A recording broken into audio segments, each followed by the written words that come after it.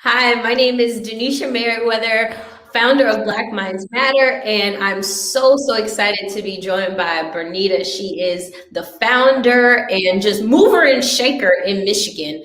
And we're talking about Engage Detroit, which is a homeschool co-op in Michigan that Bernita founded. And she has so many other projects, so I'm really excited to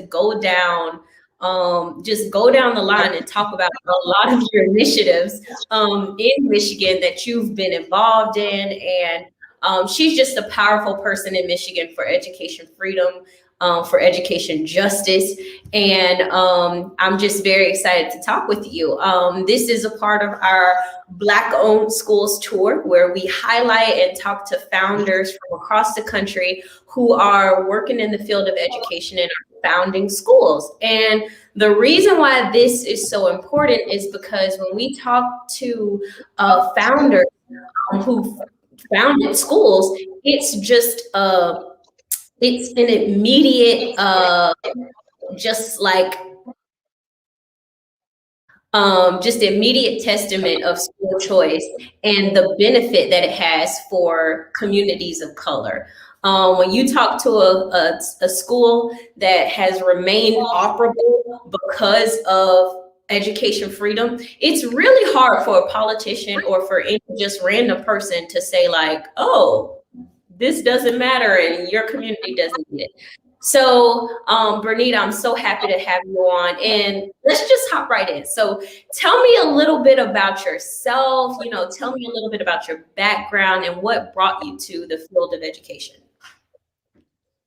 Okay, so first, thank you for inviting me on. Thank you for acknowledging our school as a Black-owned school, which we are, right? But just to be acknowledged is just phenomenal. So a little bit of my history. I did not come to this through traditional practices. Like, I never pursued education. Education pursued me. A teacher lost my daughter in second grade, and when she lost my daughter, it became like a radical. Well, we found her like 15 minutes later. Came to pick her up one day, and the teacher was like, "Yeah, she's Victoria's already gone." And I'm like, "Haha, like, quit playing. Where's my daughter?" And it turned into a serious situation, right? And I only had two options. Either this conversation was going to be done via satellite, me in jail, or I was going to change the system, right? A broken system. Because how does a parent who come to pick up their child find out that that child is not there?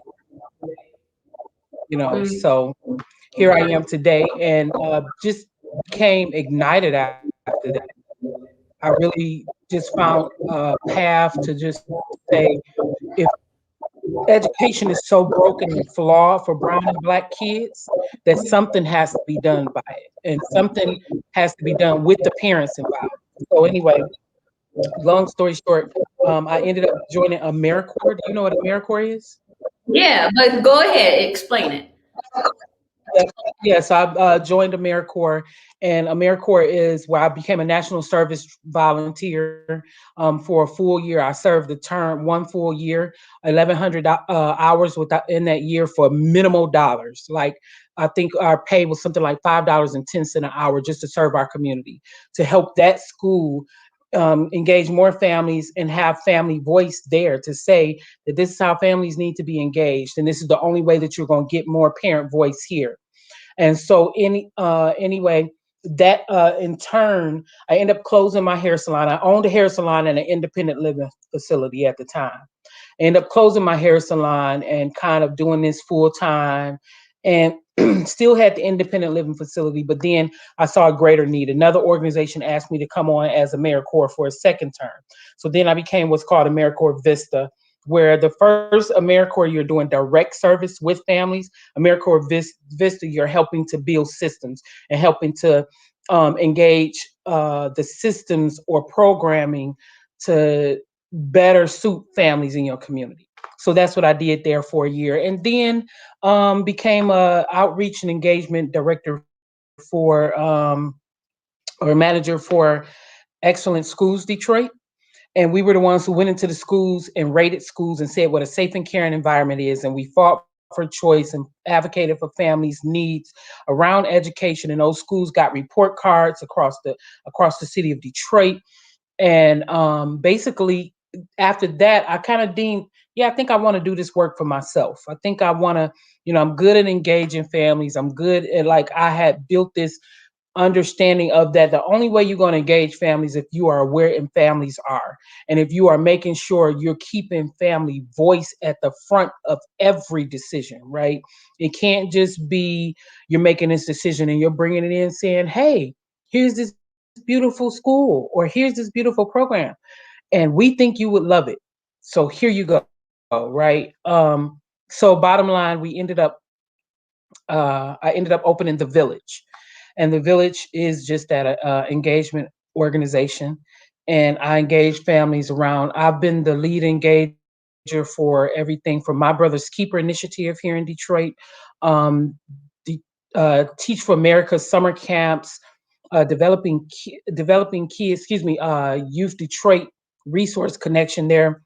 They have a portal that you can go in and find all the summer camps and things like that. But then fast forward, I've been engager for Brilliant Detroit, several organizations, right? But then fast forward, the pandemic happened, and we saw that education was just really like shredding apart. Like, it was only held by little strands anyway for Black families in Detroit, right?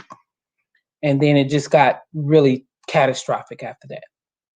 Yeah. So I started Engage Detroit. I started having conversations with families around homeschooling and what that would look like for their kids, and understanding that homeschooling needs to be not one cookie cutter approach like most traditional school is. Like, I use the analogy of pre-K. So when you think about pre-K education in families, the kids go to school, everything is guided by that child. If the child wants to play in the kitchen that day, that's what they're doing, right? They're playing in the kitchen. If the child decides that they want to actually play with purple is the color I want for the day, and I'm going to do all my work in purple, the child is allowed. The teacher is trained to help navigate that, to make sure if the child wants to play with purple today in the kitchen, they still get an educational experience playing with purple in the kitchen. Well, when K-12 happens, the child is only deemed to say, no, if we're saying red today, you have to play with red. Every child has to play with red. And this is the only way you can play with red. And you can only play with red at this time. Walk in a straight line, look forward, use only these hand signals, and you must be robotic. That's when schools lose kids, because then teachers are forced to be dignitaries as opposed to understand that learning needs to be sufficient for all kids, right? And so we started having conversations about what homeschool could look like for families. I had never homeschooled myself, but my daughter had only had one encounter with a teacher from March all the way to June. And she had told me if it was going to remain that way, she was dropping out of school. And so I was like, yep, that's not going to happen. And so I started Engage Detroit. So, and how old was your daughter during this time? She was in the 11th grade. So now she's in the 12th grade. And with her literally making that choice to say that she would drop out of school, I was like, yeah, something has to happen. And me and most of the parents that work with us are the type that if something hurts my child, I know it's hurting other kids. Of course. So we took off to have these conversations around what is schooling like for you? What is it? What's going on in your household during the pandemic? How is this impacting your children? Are your children stressed out? And what do you need to do as a mom or a dad to change it, or a caregiver to change it? And so started hosting live sessions similar to this, right, with professional homeschool moms. And I call them professionals because they've been doing it for decades and they've been helping other families do it. And in doing that, it became so genuine. Families just saying, okay, you gave me the tools that I needed. So thank you. I think I can do this now. Like, I think I can do this. And National Parent Union reached out to me. I'm the Midwest delegate of the National Parent Union. And Carrie was like, Bernita, so I see you going down this path of homeschooling, and if you had funding to do this, how would it look? And I was like, give parents coaches, right? Like, kids have a coach for everything on this side of the planet, right? They get coached for football, soccer, basketball, everything, right? And we as parents, when it comes down to coaching for education, none. right, right. We're just here. We're just told, here's your child's work, learn how to do it, or here's this child, learn how to raise them, right? And so I was like, it would be perfect for us to have a coach to coach us through what homeschooling really look like specifically for our child. Because again, it's no cookie cutter approach, right? And with that being having the coaches, I said I wanted it to be a long-term coach, like not a one-off, like talk to you now and then I'll talk to you midway. No, I wanted to make sure that our coaches would have the autonomy to coach these families through at least 6 months. And then hopefully the families have baby bird wings and can get up and fly, right? And so I thought about the fact also that what if we did not continue funding after this? So we went back to the drawing board. Was like, so what if we do a coach to coach model? So each parent who's a part of it becomes a coach in the end, so that they know how to coach other parents that may come to them later, right? Yeah, train the trainer. Yeah, go ahead. Yeah, train the trainer model, right? Because the reality is, like, we had funding for 6 months, and our pilot could accommodate 12 to 14 families.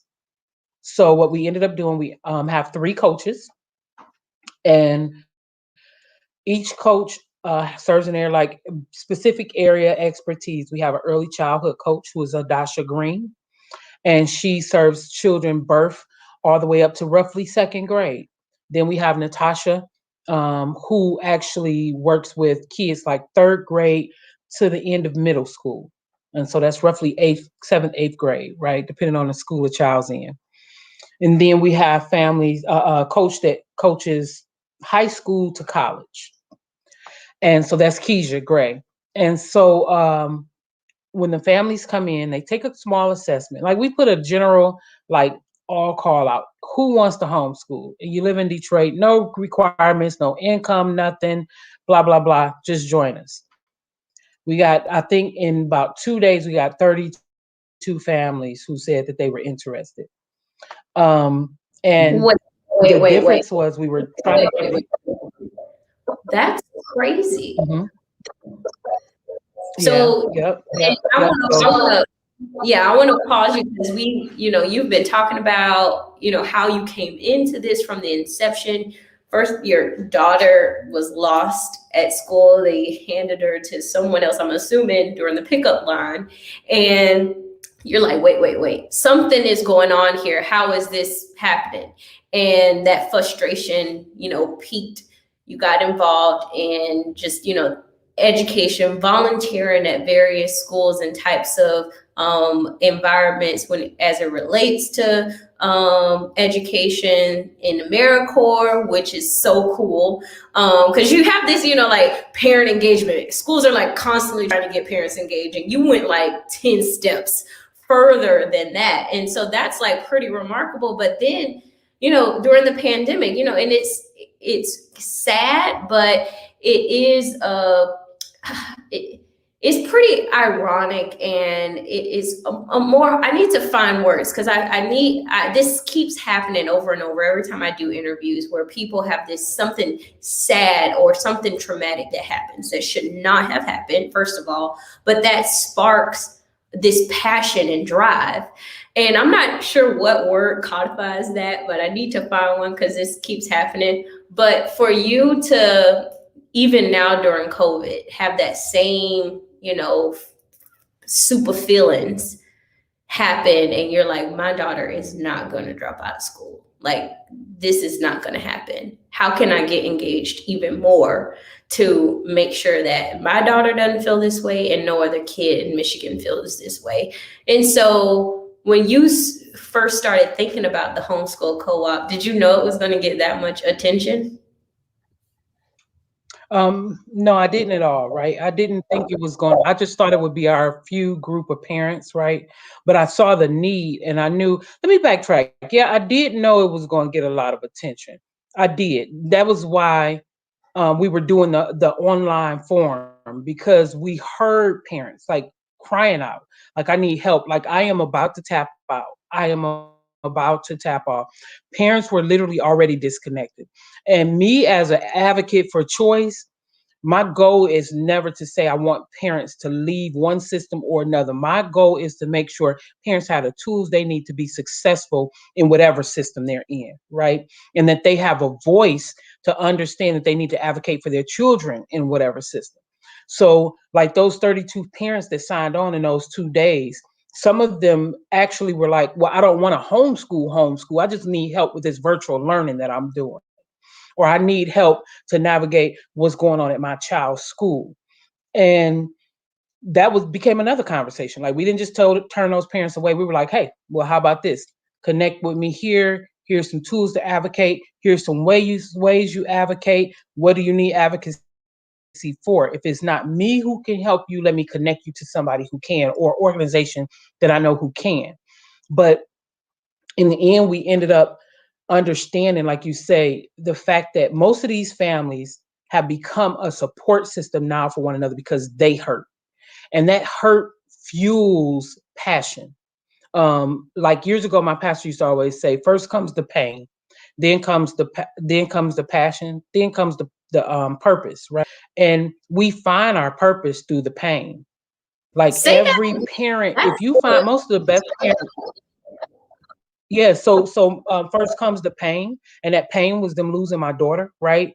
Then comes the passion. The next thing I know, I'm that mom at the door, like, excuse me, who are you? Is this your child? Like, I'm checking kids in and out, making sure they're leaving with the right person and all of this. So that was that passion behind, you know, that pain that I felt. And then came the purpose.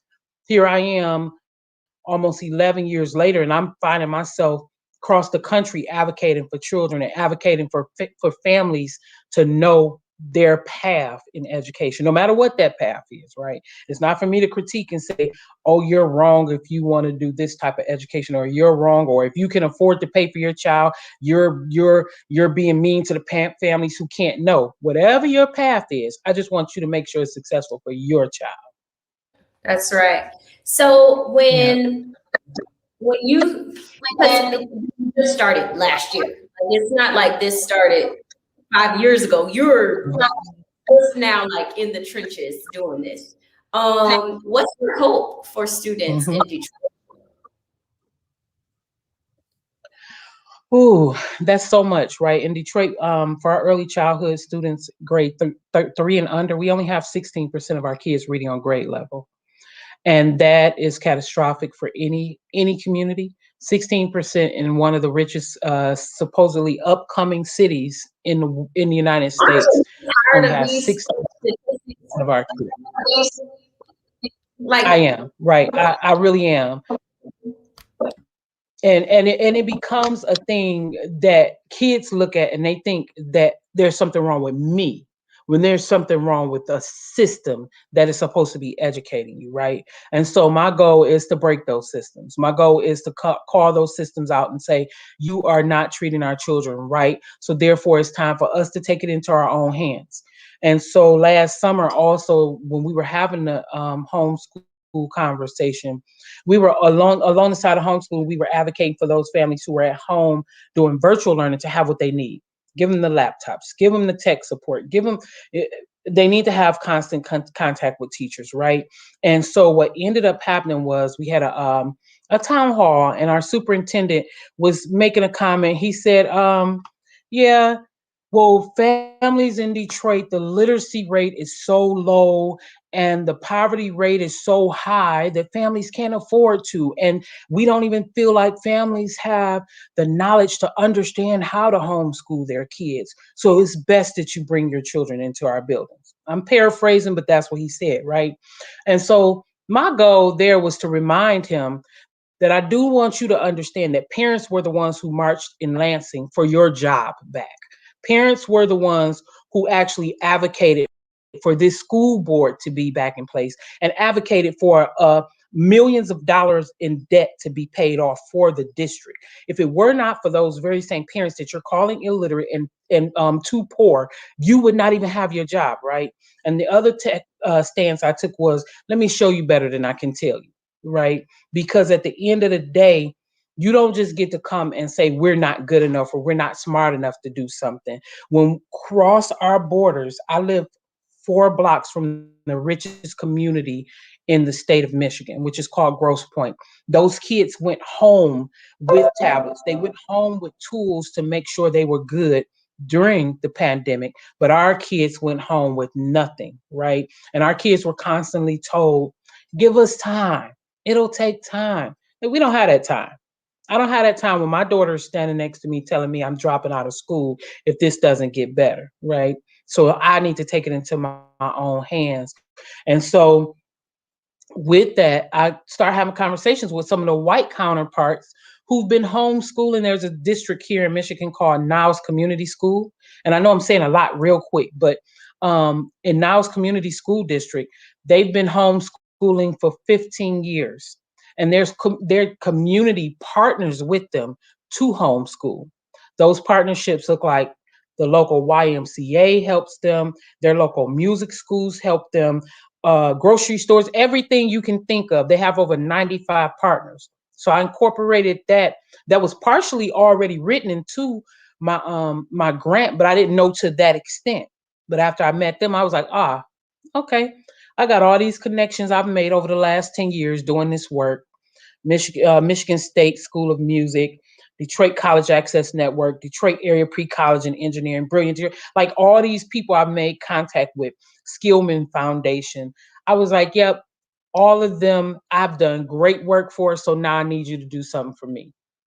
And what they did, they partnered with us. They gave our kids free music classes.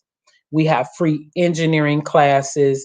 Skillman Foundation funded us $15,000 to buy homeschool corners and tables and desks for kids because we had a board member here who was shaming families on how their surroundings look. So we ended up literally buying these for over 300 kids. And so it wasn't just our kids that benefited from it. Yeah. So how many kids are in your homeschool co-op today? And how many? Yeah, we have 30. Yeah, we have 36 kids and 14 families, and it's constantly growing. It grows, and then we have some families that join us, and they're like, "I'm good now. Like I just want to." So let me backtrack to how we meet, and then I can explain how many families we have. So we meet each parent, each household gets a hour coaching session with their coach a week. Now we're down to 2 weeks because it's been 7 months now, and they kind of got a hang of it. So every 2 weeks they meet, but then on Mondays we meet as as a large group. And this collaboration is the space where we brainstorm together. This is not like Bernita's project. This is all of us brainstorming. What are you going through? What are you going through? What do you need help with? How can I help you? And we have this crazy like text that we're constantly sending information in. And, a parent can just come in and be like, look, this is some bull. My kids did not do anything today. And another parent's like, well, what did they do? Oh, all they did was draw and all they did was do art and this and that. And it's like, okay, well, that's how they felt today, right? That was what can you have them have a conversation about art or what they drew or why that's all they wanted to do, to just think about homeschooling. Yeah, and you kind of have to have those conversations for community, especially communities like ours, who haven't been doing this for the one that lives right by you, the 15 years. And I've read articles and seen studies during this pandemic where Black people are now homeschooling their kids at higher rates than ever before. And so those are all new people to the whole homeschooling atmosphere. And so, it takes education to do the effective practices because we haven't been traditionally doing them. And so yeah, you got to kind of train so that coaching system, that model you have is really, yeah, it's really good and really needed, instead of just saying, oh, homeschool, yeah, go forth and be prosperous. And you have to kind of train and help parents. Right. And then understanding learning is intentional everywhere you go. Like, so this weekend, me and my children came up north. We up north in Michigan. Just needed to get away, right? First time we've done it in a while. And we're just here at the cabin by ourselves. And so one of the things we're going to do is take a nature walk, like, right, like let's go through the community, the trees, and hopefully, like, don't get lost. But let's go through the space and just enjoy the outdoor space, right? It's nice here, but the problem is a lot of parents don't understand that homeschooling is anywhere you go. It's not just at a dining room table. It's not. We have photos of little kids in our homeschool group who are making uh, pancakes for their family, and it has turned into a science experiment. Like, they're making pancakes and adding ingredients, and the mom is like, "Okay, you just gotta. How much should you put in there? You gotta measure it yourself. We're making it from scratch. We're not gonna do the old, box of pancake mix. You got to do this from scratch, and you got to make up this recipe, right?" We get these boxes delivered to the house by an organization called Rock by Rock, and they help the children think about the animals and global warming and culture and climate issues around the penguin and gorillas and all of this kind of stuff. And the kids get to do projects, right? And I think a lot of the families now are seeing that, not I think, I know a lot of the families are seeing their kids learning in a new way. And seeing that spark and that joy in learning has made them say, wow, why didn't I do this before? Why really did I not think about this before? you know but the pandemic gave us the opportunity to do it. It gave us time. We have time on our hands to actually, and while a lot of people would say education is like really poor right now, what I want families to understand is we got a niche right now and an opportunity to create our own spaces, to reinvent what education looks like. That's right.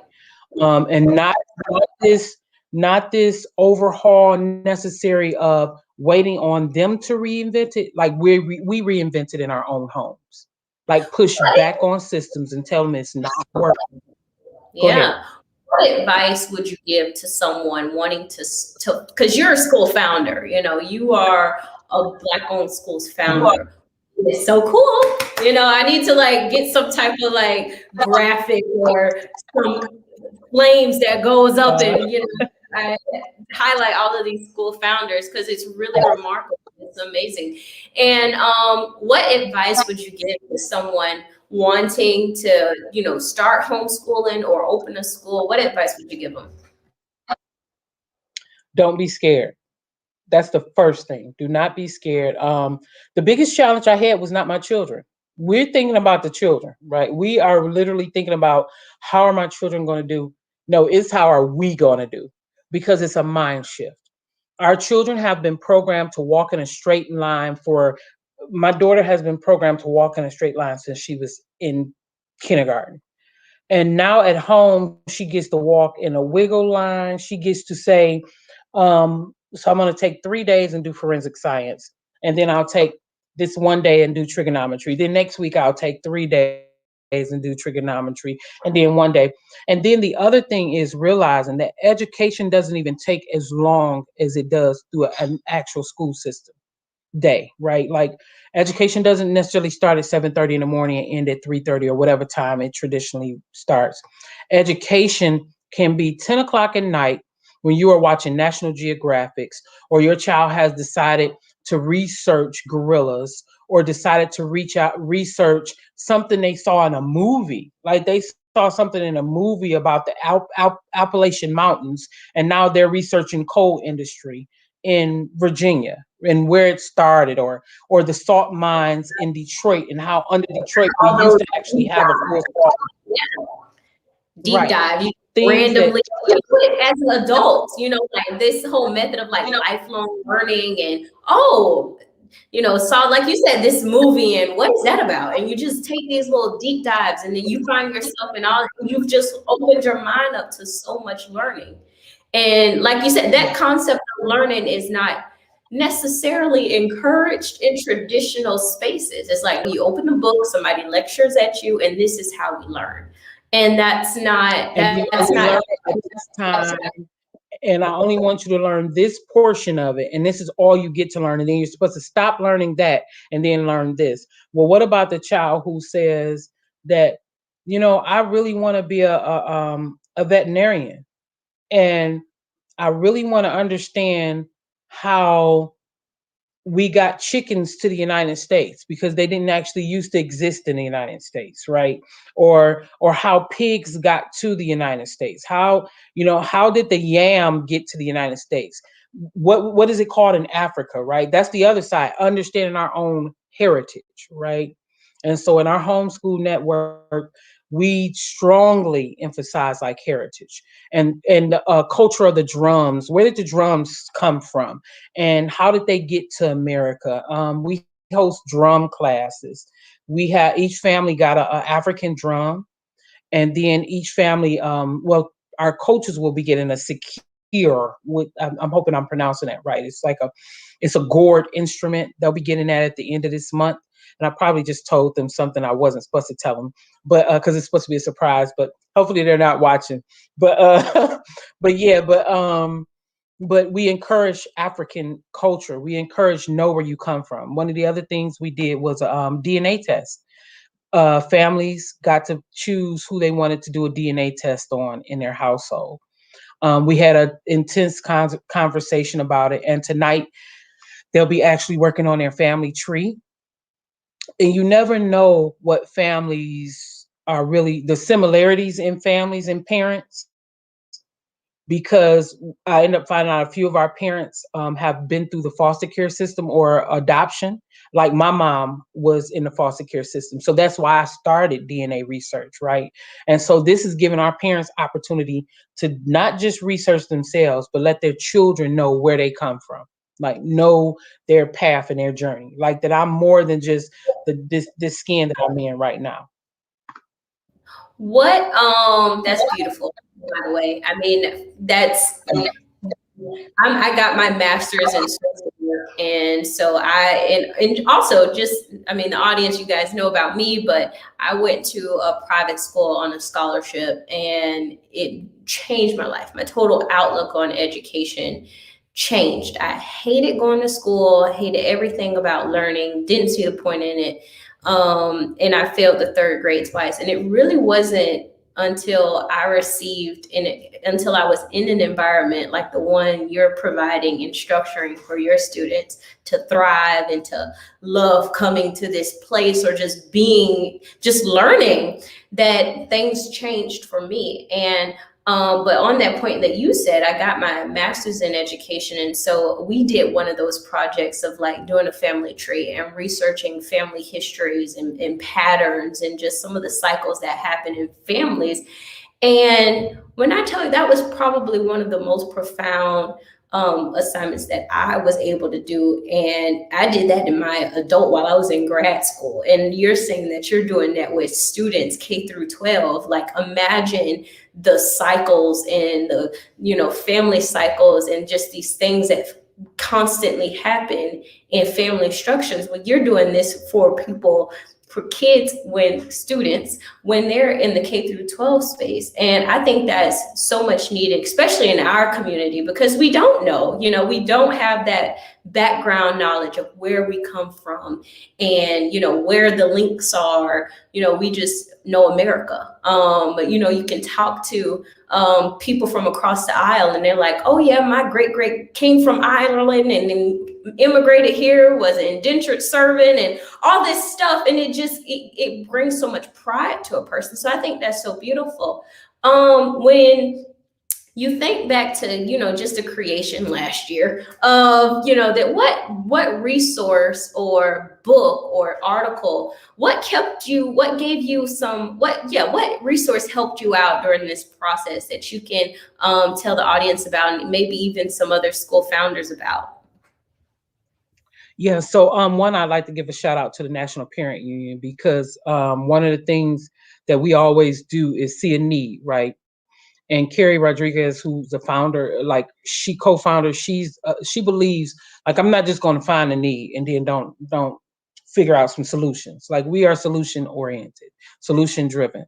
So that when Carrie came to me about that grant, I still had to apply for the grant, but she was able to give out $2 million worth of funds to families, just to help families, to say, look, this is what I want to do around education, and this is how we want to do it, and this is how our families are saying we want to do it. So they did, right. The Vela Fund, who helped fund that initiative on the back end, was really profound, has been phenomenal throughout this process, like even raising awareness about what we're doing and pushing back to systems to say that when you're thinking about reimagining school, these are some ways school needs to be reimagined.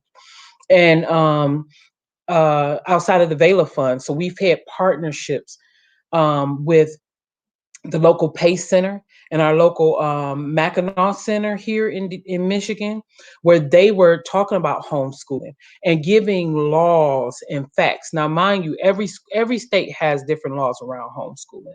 So we want parents to do their research. We've had to research Michigan state laws. What does it take to homeschool? What are the requirements? Understanding how to make your own transcripts for your children matriculating from high school to college. So many resources. Oh my God. But our coaches have been such profound resources within themselves, because they've done this, right? They've done this for like some 10 to 20 years. And them navigating and making probably their own mix-ups, or or understanding what schooling was for them, helps us so that we don't make those same mistakes, right? And the other side, I would say, is one of the biggest resources is my history. I end up finding out that doing that DNA, I have an uncle who was in North Carolina. Never knew about him, just doing this DNA research, right? And found out that he started one of the first Black schools in North Carolina. He founded that school in his home based on the fact that his children were walking over 2 hours a day to get to and from school. And he went to the North Carolina school board and said, no, like, I need my children to be educated, right, and they deserve their own school. Well, they denied him a couple of times. Then finally, he kept on going back. And the Rosenall schools actually helped fund some of his schools. And they opened up a school in their house, added on. This district ended up saying, yes, you can have a school, but we won't help you build it. He said, okay, well, I can have a school, I'll build it, but since you told me I can have a school, you have to give me a teacher. They gave him a teacher back then. Well, probably still in North Carolina, you have to have a teacher if you're doing it at home, right? And so the teacher came and educated all the kids in the community. And that school grew so much to where, huh? Say that What was again. your uncle?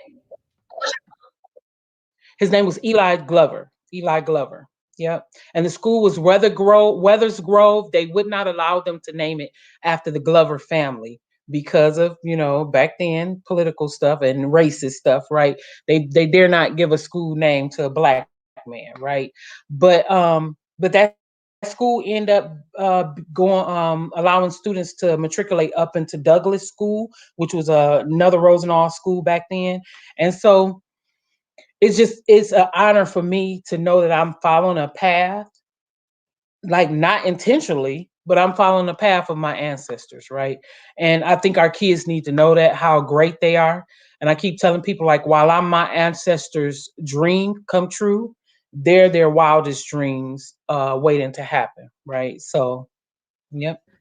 That is super crazy awesome. Like, that is crazy awesome. Like, how so And yeah, please, I just like repeat, like, oh my gosh, this is great. So you did your, family tree, you did your ancestry DNA or something along that line. Found out that in your line of families, here's this guy who founded the first Black school for students in North Carolina.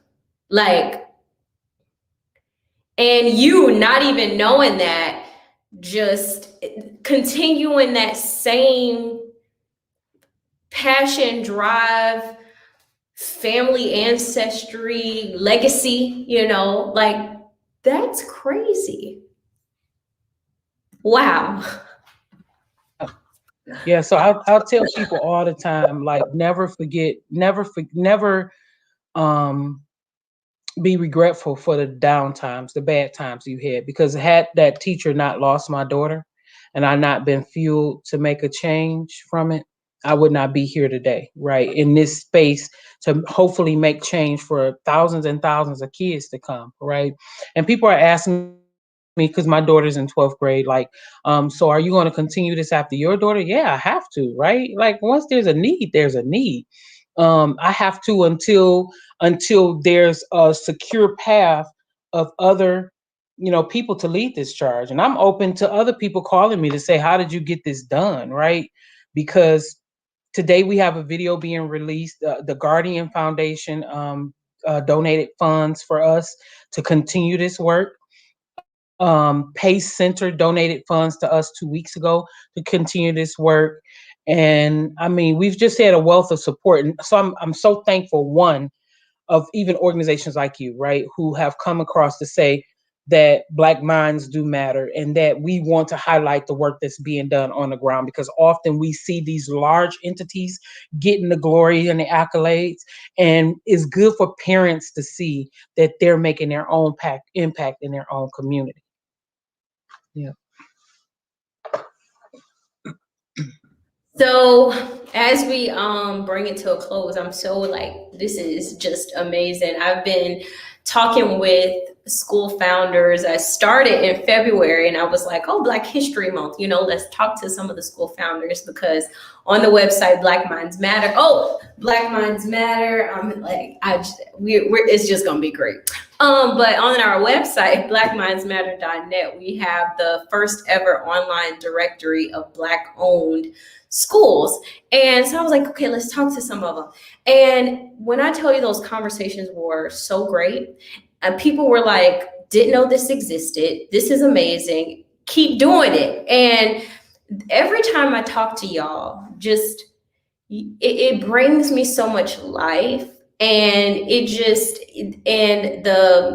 feeling that I get from doing this is pretty like overwhelming, that I'm just very excited that I'm able to engage and highlight and talk to and just meet all of you, because the work that you're doing is just so phenomenal, like in the line of education reform that, we are privy to. We know about the political battles. We know about the fights that we have to do with school systems and just trying to find the right fit for our babies. And it's just like, now that you have, Black owned schools, people who are founding schools, it just brings on another level of like education entrepreneurship, talking about how Black people, you can found schools. We used to do it all the time. We had to, because we were kicked out of the other school. We weren't allowed to do it. But now there are actually resources, and we can create these systems to better educate our kids the way we see fit.